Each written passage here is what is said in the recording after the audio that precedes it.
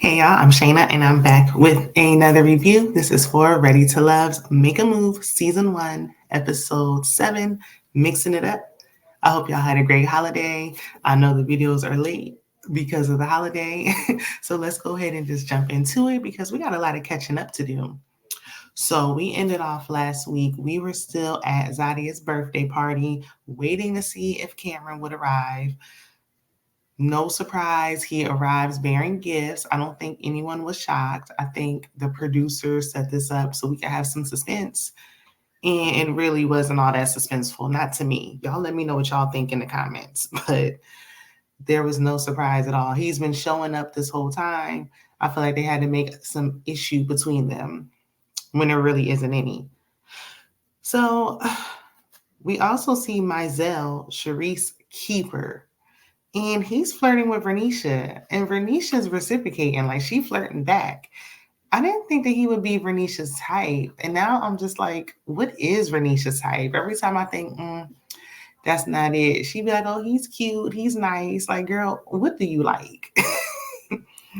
So the next morning in the kitchen, Ashley tells Vern that Cursen ghosted her. He was a no call, no show. He never texted at all that night. He didn't say anything this morning. She would have liked if he at least reached out and said something. And I'm glad he didn't because I feel like if he gave her even one crumb, she would take it as a sign that he's interested. And we know he's not. He didn't communicate, Ashley. He don't care. If a man cares, he's going to communicate. You don't have to like do anything for him to reach out. It's just common courtesy. And if he can't even be courteous, he don't like you. So Zadia and Sharice are chatting, and Sharice says that she likes Mizell, and she's bragging about how much she liked Mizell. Meanwhile, Vernisha's in the kitchen telling Ashley that she got all these options. She got a roster, okay? They feed her pasta and lobster and all that. She got Tabari, the other one, and Mizell was trying to come over there and get her number as well. So she got a list. So she's like, Tabari play a little bit too much. And I like to laugh and joke all day, but I don't like when somebody play too much. Like, you got to know when to turn it off. Like, we can't be playing all the time. Sometimes it's just not appropriate for you to be playing. But that's a problem for her, but she do like him. And she said she gave Mizell her number. They've been texting. I'm hoping this is another producer plant thing where the producer set this up because I feel like I didn't think Vernisha would give this man her number, knowing that Sharice was interested. Like, if you were over there, Sharice was laying on him and cuddling. I have no interest at this point. If I see you over there with somebody else, I don't want you. But all the ladies gather in the dining room, and Sharice asks the ladies what they think about Mizell. And Vern tells Reese that Mizell has been texting her all night, and he even asked her on a date. And Ashley's face was like, what? Girl, you already knew. You just sitting there being messy. So Sharice plays it cool, but her jaw was tight. Like, I could tell she was feeling away. It wasn't like he was texting both of them. She was saying Mizell didn't even reach out to her, but you texting Vernisha? That's a problem. So the ladies meet with Tamika, and Vern shares that she's been texting Mizell, and he asks her out on a date. Sharice is upset because she like, I've been opening up to him. We even cuddled, and that's something I don't do. And I do believe her. Sharice is a little stiff, uptight, and kind of boring. So I don't think she just be cuddling all willy-nilly. So at the elimination mixer, he arrives. He's suited and booted. He ready for that. Sharice, meanwhile, is confronting Mizell. Honey, Mizell is sweating bullets. All the men are always sweating on this show. Like, I know it's hot in Louisiana. We need to keep towels or paper towels or napkins or something on deck because these men are constantly sweating. But I think it was a nervous sweat. He was stalling because Sharice was like, well, what's going on here? What are we doing? He just sitting there not saying nothing. Tamika has to walk over. She chimes in. Mizell said he asked Vernisha for her number. He gets some lame excuse about he was waiting for a bag or something. I don't know. Something that didn't even make no sense. If you were interested in Vernisha, you could have just said, I was interested. I'm interested in both of you. You don't have to make up some weird excuse as to why you asked this woman for her number. You were attracted to her. You asked her for her number. That's it. You could have expressed that to Sharice though. And he was like, I didn't really know what the process was. I thought the process was we can talk to anybody. And Tamika was like, you know what the process is. I'm not playing these games with you. It's just a respect thing. You could have had, again, some courtesy to let Sharice know. She shouldn't have had to find out through Renisha. I'm just like, he need to go. In this moment, he needs to go. And Sharice does let him go. She like, look, I got to choose me. She at this point, she don't even got no options. But she's letting him go. So Zadia's with Cam, and she mentions him having time for her. And he's like, no, I'm making time. I don't have the time, but I'm making the time. Now, on one hand, I do see where she's coming from when she says, you know, I don't want you to constantly remind me that you're making time for me. Like, you don't have to keep throwing in my face. Like, I was so busy, but I made time for you. Like, don't nobody want to keep hearing that. But I mean, the man's working. He's busy. He's a doctor, honey, and a part-time photographer. And according to that chain and them outfits he be wearing, he looked like he had a rapper on the side as well. So I mean, honey, you want a busy man or a broke man? What's it gonna be? If he was just like, I'm so busy and he didn't make time, that would be a problem. If he's busy and he still finds time for you, he shows up, then I think that he's a good man, Savannah. But you know, I don't want to keep hearing about this. I guess if this is going to be their issue, like fine, but I don't want to hear about it no more. She of course keeps him around because who else? She's not interested in anybody else. It's not even really fair to keep making her go on dates. Just let her date him so she can decide if she actually wants to make the move at the end. Zadia and Cam kiss because they've been kissing. We know that. Moving on. Cursen is sitting with Ashley and he gives the most lackluster apology I have ever seen in my life. Like, he don't care. He didn't even give a reason as to why he didn't show up last night. She was like, I guess she was so busy. He was like, no. Well, what was you doing? I mean, nothing at all. And he was like, well, I'm sorry. I won't do it again. And she like, I let somebody go for less. Like, really, do you know who you talking to? Child, he know and he don't care. Ashley said that he's like all the men she's dated before. Please learn from your mistakes, sis. We've got to come to grips and understand when a man really just don't like he don't like you as a person. Like, he just don't even like you at all. Like, not only does he not interested, but he just don't even like you as a human being at this point. Like, he has no shame. He's not upset. He don't realize that he did anything wrong. He don't care. So she tells him she deserves more. She does. And he couldn't care less. He was like, okay, well, I hear you. Bye. And she was like, you not going to fight for me? I think we've all been there at some point where we want a man to fight for us. And we just like, oh my gosh, you didn't even put up a fight. You didn't even care. No, he didn't even care. The sooner you let him go, the sooner you can meet somebody that does care. How you going to meet somebody that does care if you chasing behind him? Ashley, the man that's for you will fight for you. As a matter of fact, these kinds of conversations won't even happen. Somebody that's for you gonna show up for you. He say he's gonna be there, he's gonna be there. You don't have to beg, plead, and none of that, okay? So Tamika tells Ashley that Ashley just likes the idea of Cursen, but really who he is, he's not for her. Because I'm trying to figure out what does she like about him. He's really not even all that. He's really not. She deserves someone who's going to show up for her and be there for her, period. So Vern decides to keep Tabari, him and his jokes. Tamika calls Don. He shows up for Ashley. I think he's also showing up for TV time. I still don't trust him. I think he's there for the cameras, but he's doing a much better job at hiding it than Cursen was. So Ashley keeps him because who else? So Ashley, the next day, Ashley and Vern go on a double date with two guys. It's open. Like, no one's set with anyone. Like, everybody's free game. They can all talk to whoever. So they go dancing. And we're going to have a dancing date in every episode. We got personal trainers. We're going to have teachers. We're going to have photographers in every episode. So we have Trey, 38, a warehouse manager and a personal trainer at night, and Mike, 31, a project manager and an Army vet. The men are in good shape, okay? Handsome, fit. What Kevin Samuel say? Fit, lean, all the things. Especially Mike. Hey, Mike. If Mike is still available, somebody let him know, okay? So Trey has been single for 3 years. Mike said he was in a relationship for 6 years and that ended. And Radisha was like, 6 years? You didn't marry her? Child, they'll waste your time for 60 years if you let them, okay? I'm talking about he tried. He moved to Hawaii. Where y'all getting married though? Like moving and actually proposing, planning a wedding, getting a marriage license is just two different things, okay? So the men are low key competing against each other because Mike was like, "Oh, I hurt my knee in Afghanistan when I was, being when I was in the military, and it was explosive." And the other guy was like, "Well, I mean, I was sliding down volcanoes when I hurt my knee," and I like, "Please stop it, make it stop."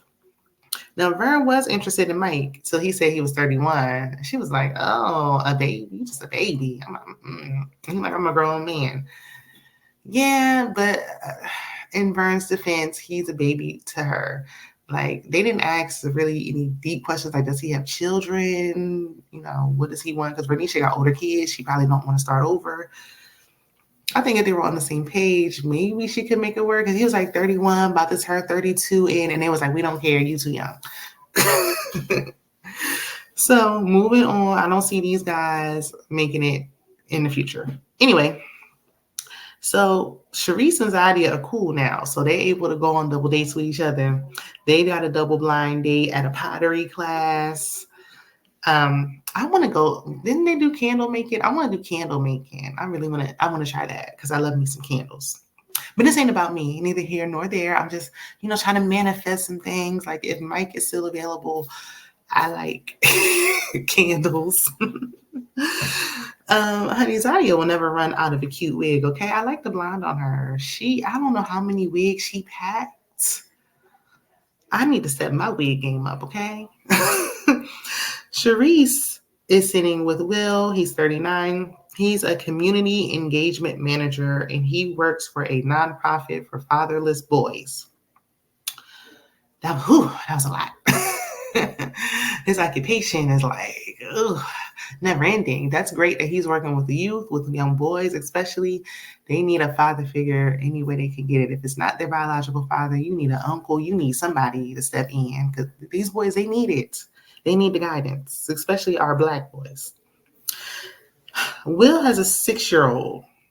And he speaks highly of the mother because he was like, she was a great woman. She's a great mother. Like, she's amazing. It just didn't work.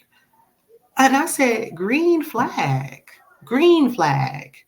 The red flag is when they're bashing the baby mamas, okay? I have a friend who still be falling for the okie doke at this big old age. When a man be bashing the baby mama, he hates her. He can't stand her. She's terrible. She won't let him see the kids. Child, honey, they got unfinished business. Okay, it ain't over. You'd be a fool to think so. When he talks about her highly, that's a green flag. That means you are mature, co-parenting, and probably over the relationship. However, 6 is young for Sharice, especially. Sharice don't want you to have kids at all. Your child could be 30, and she would be like, kids? I don't want no man with kids. But for some reason, she's letting a child in first grade go. She knows she don't got no more choices. That has to be the only reason, because I cannot see Sharice being no 6-year-old's stepmother, ever. Zadia is with Brandon, 43. He's a personal trainer. And they had an awkward first exchange with the instructor. She was having him making mugs, but it was getting a little erotic and a little cringy. Okay. So moving on from there, he said that he's a hard worker. They say he was a personal trainer. I forgot what else he do that he's working night and day. I don't know. Of course, she's comparing him to Cam because she's going to compare every man to her man. My man, my man, my man. She already got a man. It's unfair to them. It's actually unfair to the men for her to go on these dates. Everybody's wasting time when she's around. But back to Will, he reassures Sharice about making a move because he's like, how would you feel about leaving Miami? She's like, I got my clients there. I built my life there. It'd be hard to other move. But it was like, if you were to move to New Orleans, you would have support. I would make sure you're taken care of. I said, okay. Another green flag, music to my ears. Okay. But I don't care what Sharice said. She ain't letting that 6-year-old go. That child coming there making messes and stuff, asking for snacks. She's not going to stand a chance, okay? So Ashley has a date at Donald's place later on. He cooks for her. I don't know what he cooks. She said it was good, but the way she said it, like it sounded like it was horrible. She's like, it's good. Is it? So she said she can see herself living in the house there with him, with the woman's touch. And I was like, whoa.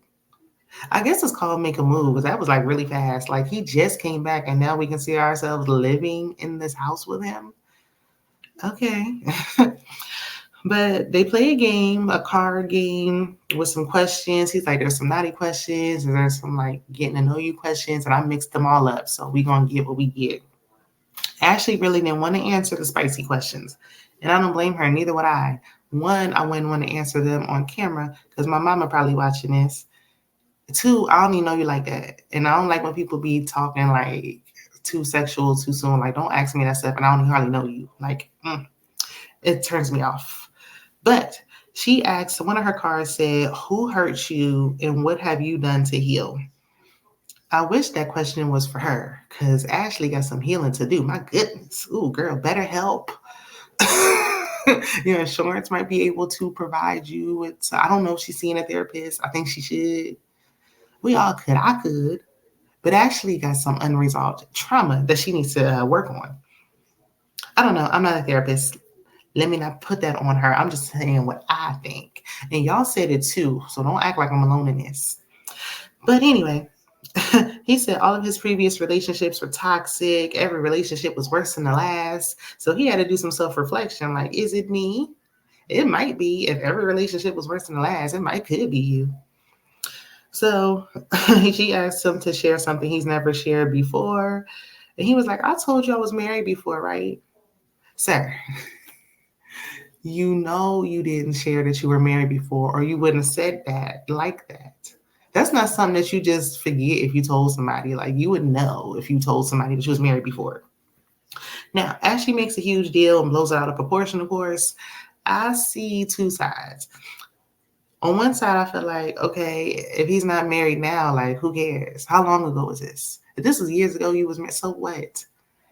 And, like, as long as you ain't married today's date and you didn't get divorced last week, I don't care. Like, okay, it didn't work out. And at this age, once you start getting in your 30s, people are going to have kids. People are going to have ex-husbands and wives. People are going to have baggage normally. Like, it's very rare to find somebody that doesn't have any kind of like relationship history going on. We're grown. But I do feel like, why didn't he share this before? What were y'all talking about? She's talking about they've been talking all day and night, texting 24/7. What are y'all talking about? Y'all aren't talking about anything of importance, it seems, because how did this not come up? I would have asked about your relationship history prior to this moment, and especially before I said I could see myself living in your house. Then she's like, somebody beat me to it. That's what she's really mad about. She's mad that somebody else married him first. Girl, it don't matter. As long as you marry him last. It doesn't matter who he married first. He ain't married to her now. As long as I'm your wife for the rest of your life, I don't care what you did before. But she gonna make a big deal about it. I really don't think it's that serious. Everything is a big deal for her. If it's like, oh, I just got a relationship last year, it's a red flag. If I got a relationship 10 years ago, it's a red flag.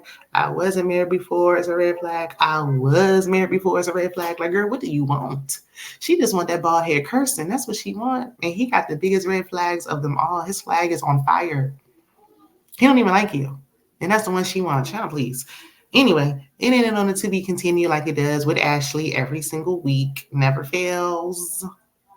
So we're going to meet back here next week. Y'all let me know what y'all thought of the episode. I'm sorry if this video is lagging. StreamYard, get it together. I will see y'all in the next video. Bye.